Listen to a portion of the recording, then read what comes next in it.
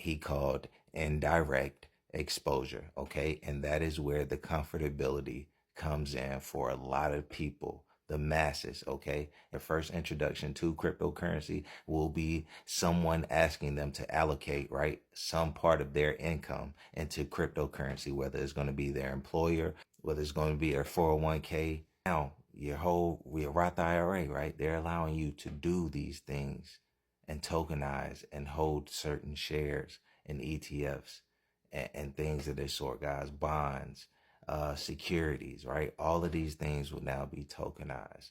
The exposure is what is going to be the greatest benefit to companies like this, right? There isn't an infinite amount of these assets, all right?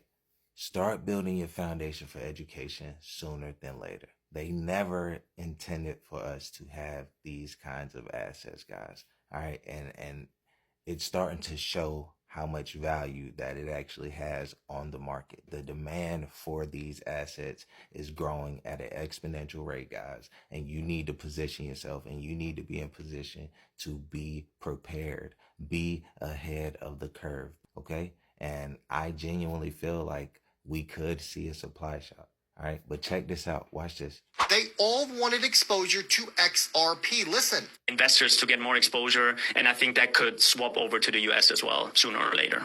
When I introduced you earlier in the discussion, the interview, I had mentioned that 21 Shares packages ETFs and creates ETFs for Ethereum and Bitcoin. And I said that one of the reasons that people could look into these products is because they are not able to buy Bitcoin or Ethereum in whatever jurisdiction that they operate in, and perhaps given investor constraints. Is that one of the reasons? In other words, broadly speaking, why should somebody, and I'll let you answer who that somebody may be, why should somebody look into an ETH Bitcoin ETF product? Versus a direct exposure?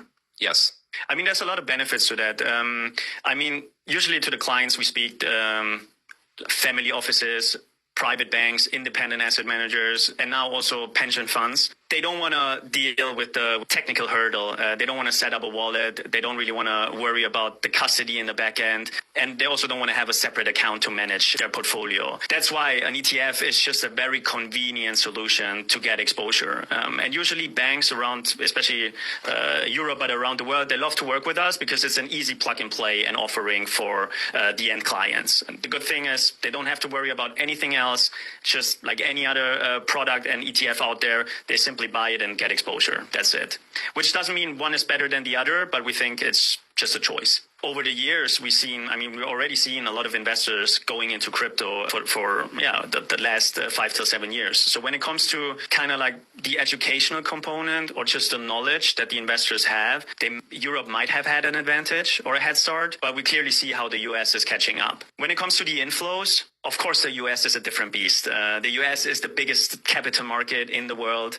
So just to put some numbers, it took us over 5 years to reach around 3 billion in Europe, while in the US it took us 3 months. And that's just kind of like the magnitude of the market. That's